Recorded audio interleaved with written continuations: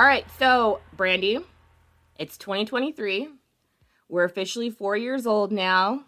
We're preschool age podcast, and it's time to make new friends on the playground. And so we have a guest today. So with us today we have James Michels, who is an author. You're from Michigan? Yes. You're from Michigan. Actually, how about you tell us about yourself? Welcome. Tell us about yourself, Michael. All right. Well, so I am from, like I said, from Michigan. I have been writing for approximately 4 years now, about 4.5, give or take. I've lost count. Um, and I just recently published. All my books are crime thriller genre, and over the years I've published 4 books. My most recent one was published just at the end of last month, and that would be this one here, Life's Dark Corners. Mm-hmm. So I got into writing initially as just a challenge to myself. I've always been an avid reader, and a few years ago I said, why don't I try writing a book? So I kind of just started on premise, chapter 1, shot from the hip, and as I was writing the first book, which would be this one here, Ice Rising, I realized it was going to be longer than I had anticipated, so I wanted to break it off into a series. But during that time, I had ideas for other books, such as this one here about Johnny Carlo. And that's when I kind of realized, whoa, this could really be something for me. And ever since then, I've just kind of thrown myself into it with, as much energy and passion as anybody would have with discovering this natural gift, which was something that I felt like I was kind of missing for a while, was just, having what are you good at?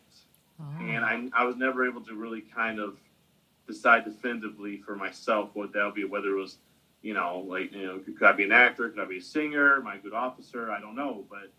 And then when I just discovered this, it was just kind of gave me that piece of me, I guess I was always looking for. That's awesome. So you found your happy. Yes. You found your passion. Yes. Okay. And before you were writing, what were you doing before you started writing? So I'm actually still doing it now. My daytime job is I'm a correctional officer for the Michigan Department of Corrections. Okay. So I've always got to say this because I'm still working with them. In no way does my opinion reflect that of the department. So that's something your disclaimer. Whatever opinions I may share here may not coincide with the beliefs and the opinions of the MDOC. So I always have to throw that disclaimer out there. I'm not their spokesman. Okay, you're safe. You're in a safe place. Don't worry.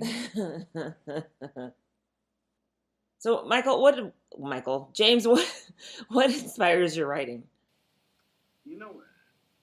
For me, it's just writing about the life of crime. I mean, obviously, working in a prison, I've met and talked to a lot of guys that were incarcerated that have told me about their lives, or I've learned about their lives, and it all kind of goes down the same route. Plus, I've always been a true crime enthusiast even before then. And one thing I always see in common is that, it never really pans out. It's not a long-term goal. So that's what I kind of start off with Ice Rising, and then Icebox is the sequel to it. It was about a story of a young man named Alexander Lincoln who, he ends up joining the gang life because that's what he feels like he has to do to protect his family. But he's also a very intelligent individual. His talent is business. And he uses that to further his criminal exploits. So that story is a story of misused potential, which I've seen in a lot of guys who have done time. They were, they're very smart individuals, but they just used it for all the wrong reasons. And, a lot of them, they get caught, they go to prison, but then they go through a transformation. So when they get out, they don't, pursue that life of crime anymore. They actually go a separate route, either with, starting some legitimate or, starting programs to help, the youth stay out of prison. So I've always been a fan of those kind of redemption stories as well. And that's what I wanted to create with the Ice Rising book. Okay, so your day job kind of feeds your creative juices to write. Yeah, it actually made this book very easy because this book is, like I said, it's a sequel to Ice Rising. Um, Ice Rising takes place on the streets, but Ice Box takes place behind the walls of prison. Not in Michigan. This is set in California in the 90s, so, it's not. What do you know about California in the 90s? Tell us what you know about California in the 90s. Bits and pieces, just about how the groups are segregated more in California based on race. Not so much over in the Midwest, so I had to kind of do some research on that. A lot of it was, is it just like a lot of reading, a lot of just kind of looking at myself and seeing how I am as an officer, which helped me to base off, because when it comes to officers, you get about, I'd say every state has kind of the same ratio. There's officers that are, really there to just kind of, make sure nothing bad happens, and there's officers that kind of go at opposite ends of the spectrum. So it's not something that I'm too familiar with, so I left a lot of stuff kind of vague, and I stuck with more universal habits and traits and details about prison life. Okay, so it's prison life in California in the 90s. Yes. Okay. All right. Well, we're in California, right? I've never been, but I'd love to see it. You can get all of the seasons in California. Right now, it's just cold. Really cold. How cold? Okay, it's not Michigan cold. What's the temperature today? I don't know. It says it's 31. I don't believe that. Let me see. I'm sorry, it's 36 degrees. Excuse me. Wow. I was wrong. 36 degrees today. Okay. So, do you have, so I see the books that you've already written. Do you have a slate already? Are you working on your next project, or are you just promoting the one that just released? Like, how do you go about promoting your books? I go through social media, Facebook, Instagram, Twitter, TikTok. I'm constantly on there, constantly throwing out new content. TikTok is my newest avenue. With that, I've been, my content varies between, comedic videos about, being a writer or a reader, helpful advice for beginning writers. Now that I've got a few years in, I'm kind of more of a veteran. Business as well, because I approach my writing as a business, as entrepreneurial. Lifestyle. There's a lot of artists, writers that see themselves as artists first and business people second, which is great. I'm really a definite even mixture of the two. And then I also do book events. I started doing those last year. It's a little difficult in the summer just because of my work schedule, but during the fall, I was able to kind of really put myself out there in where I'm from and throughout Michigan, and doing podcasts, of course, which is great because I get to, reach out and meet great people such as yourselves, and definitely expand into different areas I may not be able to go to due to geographical and schedule reasons. So I've been able to do podcasts not only in this country, in the U.S., but outside the country as well, such as the U.K. and Austria. Nice. How do you develop your characters? For me, when I write, I come up with a name and then I fill out in my mind their character traits, their hobbies, all those things that make them as nuanced as possible. How do you come up with your characters? That would depend on the character. As, like, for example, with Ballad of Johnny Carlo, this was the one book I actually made a sort of beginner's character list. I really haven't done it before, and I haven't done it since. But that was actually what got me into writing this book, was creating all these different characters. So you have Johnny Carlo himself, who is this. He's a hitman from the mafia, but he represents that romantic view of crime and of the mafia. You have Leisha Abraham, who's the second protagonist in the book. She's a law enforcement officer. She represents everything that a police officer is supposed to be. You have her father, Frank, who is a crime boss. The apple really fell far from the tree in that one, but he's a crime boss, but he represents that almost fictitious kind of sense of honor among crime bosses. You have the old Don of the family that Johnny works for initially, Dominic, who is that he actually represents two different types of people. One is the old style mafia boss, and the other is the new progressive sort of approach that he feels the mafia has to take. But most of my characters, I pretty much shoot from the hip. All of my writing is there's no outline to it. So you're a pantser. there's times when I'm writing, and I feel like, okay, something's missing here. What's missing? So I approach it kind of like pieces to a puzzle, and I think it's time for a new character. So it just depends on where I'm at with my stories. Okay.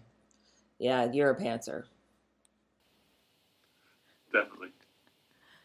Is that a writing term? A pantser?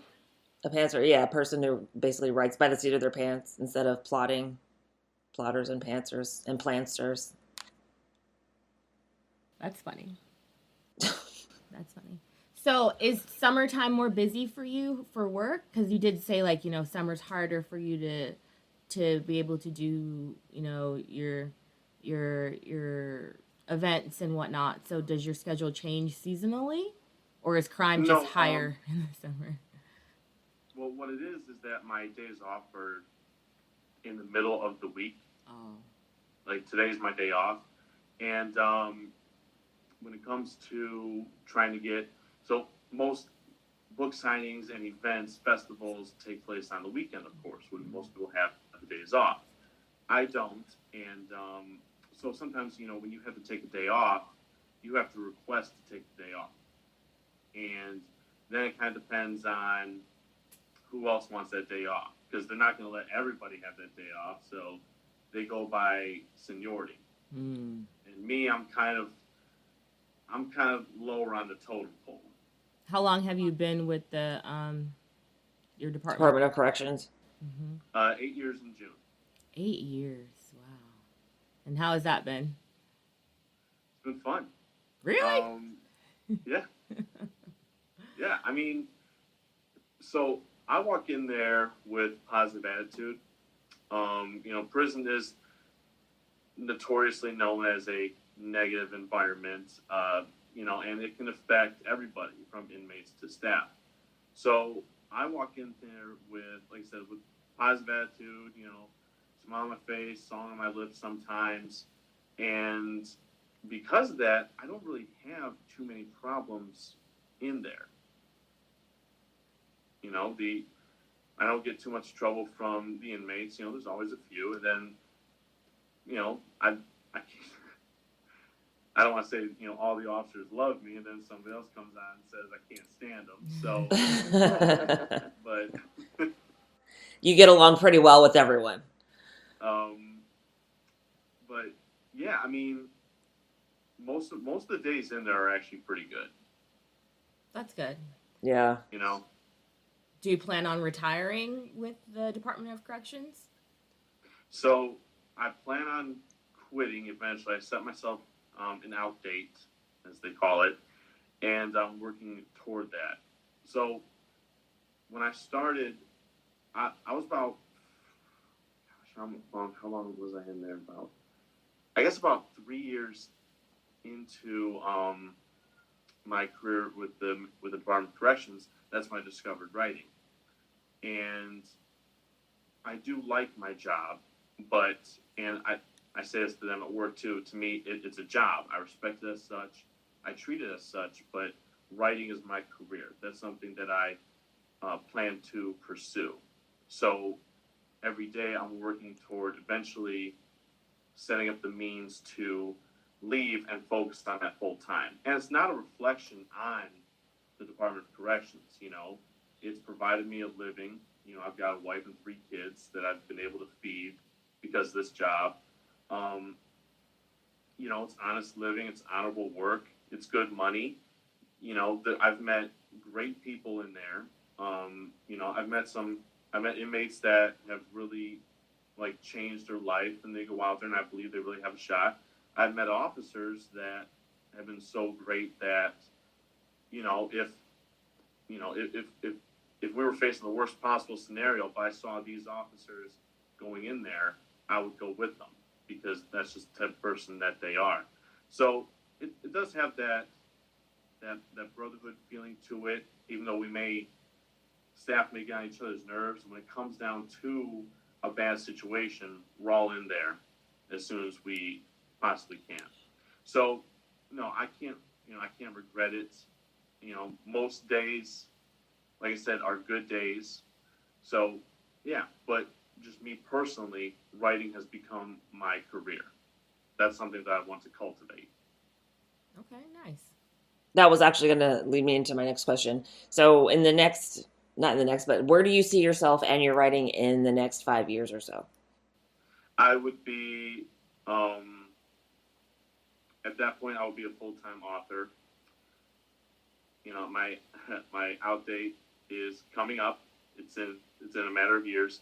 5 years from now, I would definitely be kind of retired from working as an officer and working as a writer, and then also pursuing other possible avenues.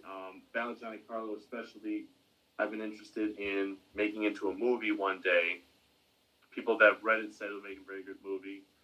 It would be a long one because it's over 500 pages, but I kind of have the right people in mind about who I would want to play in most of those roles. And then with Ice Rising, I want to be finished with it, but because I'm a pantser, I don't know how many more books are going to be in this series. I would say probably a minimum of 4, and I'm working on number 3 as we speak. And so, yeah, just kind of 5 years from now being bigger and better than, I was previously. Right. That's awesome. And then, with the Ballad of Johnny Carlo? Yes. Yes. It could be an episodic, show. It doesn't have to be a movie. It could be episodic. Like, Netflix is dying for content. All of these streaming platforms are dying for content. That's a good idea because, when you want to have an exit plan, what I've figured out lately is that you have to have multiple revenue streams, right? Multiple streams of revenue. You're working on your becoming an author and doing that full time, and then you're like, okay, and then I might want to get into the movies and convert this into, some type of content. And it's like you're always having to kind of build revenue for yourself so you don't have to work for somebody else. So I like you have an exit plan, you have a strategy, and sky's the limit. Like you said, you just want to get better. And then your kids will be older. So you've got 3 kids. How old's the youngest? The youngest is 1. The Oh oldest is 4. You have babies. You have babies. Oh man. Yeah, the oldest is in preschool right now. Same age as us, right? We're 4. Me too. I'm 4. Started writing 4 years ago. We're all 4. We're all 4. Look we're hanging out together. We met some other preschoolers. We're in good company. We're all in the sandbox. Playing nice together. I love it. Okay. And so, you published with Amazon, or do you partner up with a publisher? How do you go about that? So I tried to go traditional my first year after I finished Ice Rising, and nobody would pick it up. So I just got tired of waiting, and I didn't want to, just because I knew that self-publishing I would have to, put in an exorbitant amount of work, but I had to get the book out there. So I went with self-publishing, and that's what I've been doing with all the books. They're all self-published. Mm-hmm. It's what I'm used to now at this point, and I kind of got the, I've got the hustler's mentality, so I'm always thinking of new ways to get my books out there and stuff. And if a publishing company did come along, it would kind of depend on the deal that they would offer me if I would publish through them one day. But yeah, all my books are published through Amazon. Yeah. Self-publishing is more rewarding in the long run because you put in all the work. To learn a lot more about the business because you have to put on so many different hats. Mm-hmm. Indeed. So do you buy like a bunch of books and go out, or do you go to like local bookstores? Like, hey, I'm an author. Here are some of my books. Maybe I could keep them on the shelf here and work something out. Like, how do you go about, working your hustle muscle? So last year, before I published Lifestyle Corners, I had these 3 published, and I went to my local library and I applied to put the books in rotation. Ooh, okay. And so they're in your local library? Your books? I'd have to check because I just put them in recently, so okay. I'd have to go and look. The application process takes a minute, but okay. Yeah, it was something I've been really kind of postponing for a while, just nervous, and I finally went out there and got that. Do it. Went through the application. Do it. Keep doing it. Like, I listened to this other podcast. It's like, do what you don't want to do at the highest level, and then you'll be successful, if you will. It's like fear. You're like, I don't know if it was fear why you didn't want to do it, but it's usually that you're like, I don't, rejection or no or this or that. Just do it. Keep going. One lesson I've learned is that people that kind of stay in the same spot because it's comfortable. Especially where I work, like I said, it's, the environment can be negative. There are people that kind of let it overwhelm them, but they don't do anything to change the situation, adopt a more positive attitude, change something about their own life at home. And one thing I've noticed is that misery is comfortable. So, if you want to get happier, you have to get uncomfortable a lot. Mm-hmm. One of my biggest hurdles was doing events, and I started doing those last year. And it's very difficult just being around people, and you're there at those events with the intent to sell. So they all know you're trying to sell them something. But one thing I just realized is, if you're selling it, that means you believe it has something of value. And since they all know that's what you're there for, you might as well try, right? Mm-hmm. Exactly. Like events, obviously pop-ups, farmers markets, right. All those things. Like this is where we're exchanging goods. And you being there, you're like, hey, I actually wrote these books. And you're originally from Michigan. You're 100% Michigan born and everything? Yes. Okay. So you could like, hey, I'm local. Let's do a book signing, take pictures, and then people will be excited. Like, oh my God, I met this guy. He signed my book.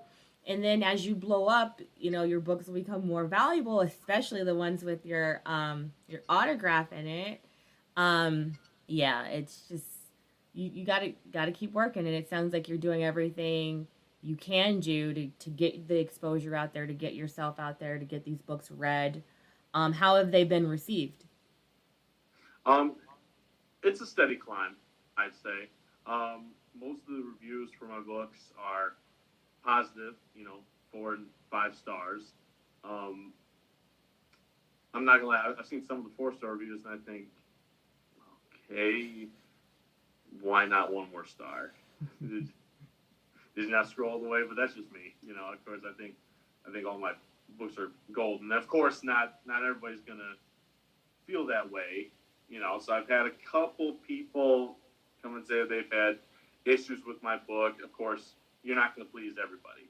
And I think that's just another lesson we have to learn as writers is not everybody's going to like it. There's no silver bullet story. I actually made a TikTok about that, and it says when you have to come to grips with the fact that not everybody's going to like your book, and it's Luke Skywalker from Star Wars yelling no. It's not true. It's impossible. Nice. It's but you're not always going to be everyone's cup of tea, and Right. just accept that. Like, thanks for the review. Great. Read another one. Buy another Right. book. Maybe you'll like the next one. Right. Download another especially episode. My books are all right, especially because all my books are more adult oriented. They're for mature reading. There's profanity, there's violence, there's some sexual themes and whatnot. So people that are into like young adult or it's definitely not a kid's book. So content advisory. Actually, yeah, you had kind of glossed over my next question, which was if your books were made into movies, who would you like to star in them? All right. I love that question. My answers are always changing, though. I'm not gonna lie. So, Battle of Johnny Carlo. With that one, I would have. Let's see. I would want. He's a little older than the character he played, but I want Luke Evans in as Johnny Carlo, and I would want Lupita Nyong'o as Leisha Abraham. I would have. I wish I knew his name.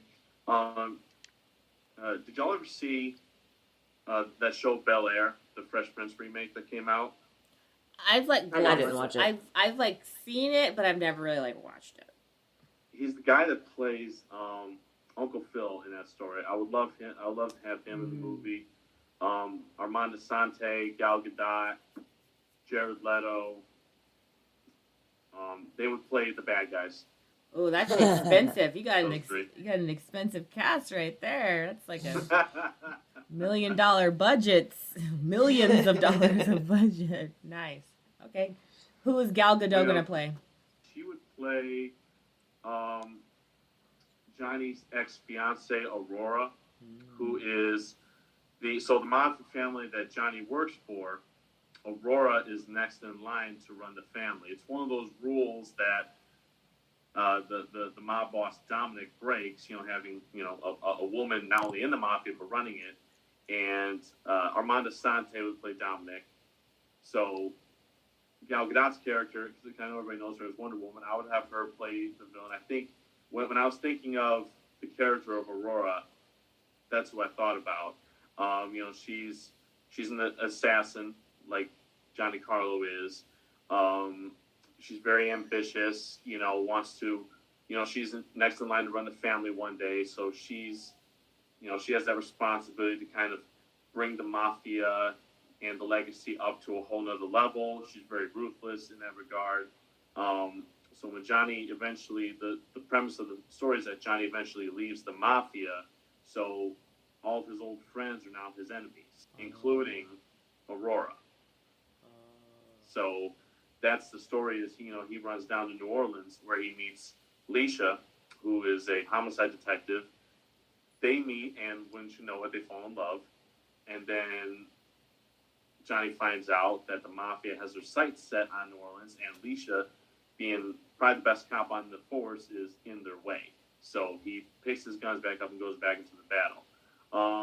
Jared Leto would play Johnny's best friend, Vincent, who, like him, is also an assassin for the mafia, but he is like a darker version of Johnny. Whereas when Johnny has that kind of code of honor, Vincent's pretty much an animal that is on a leash, and when Johnny leaves, that leash is broken.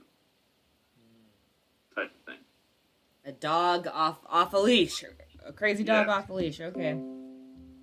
So, and then, so with Ice Rising, I would want to make into a series. I really don't know. I don't know why I did that. This would have been easier just to do this. Um, I don't know who I would have play him.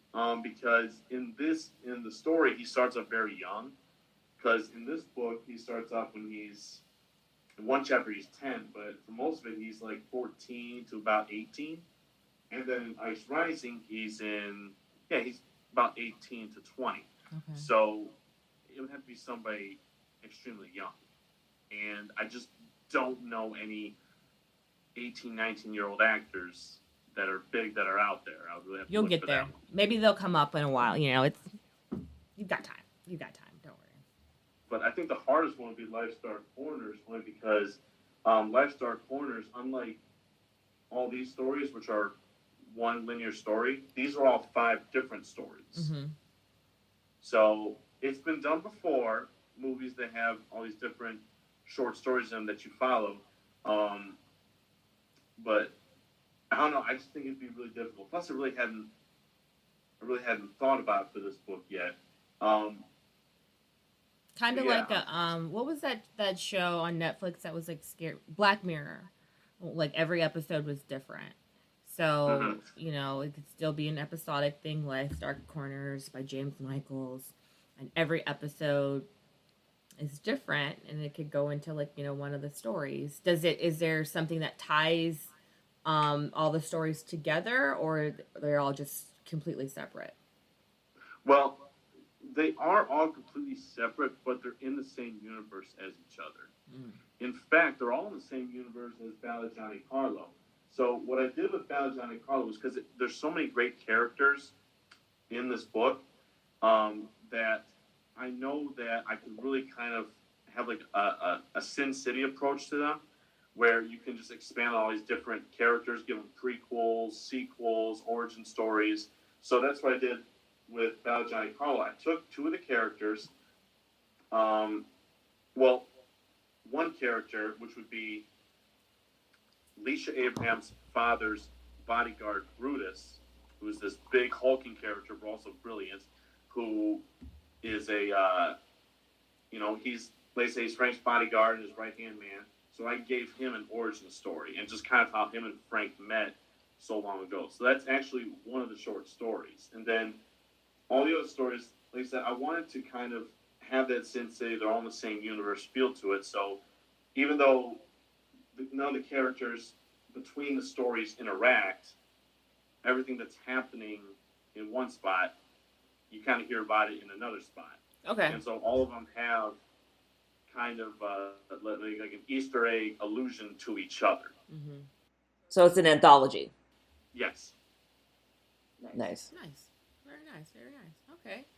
And if you wanted to, is there anything you would want to say to any listeners out there who are interested in your books or interested? Tell them anything. Tell them what you want. Tell the people. Interested in learning more about you, where they can find you, all those things.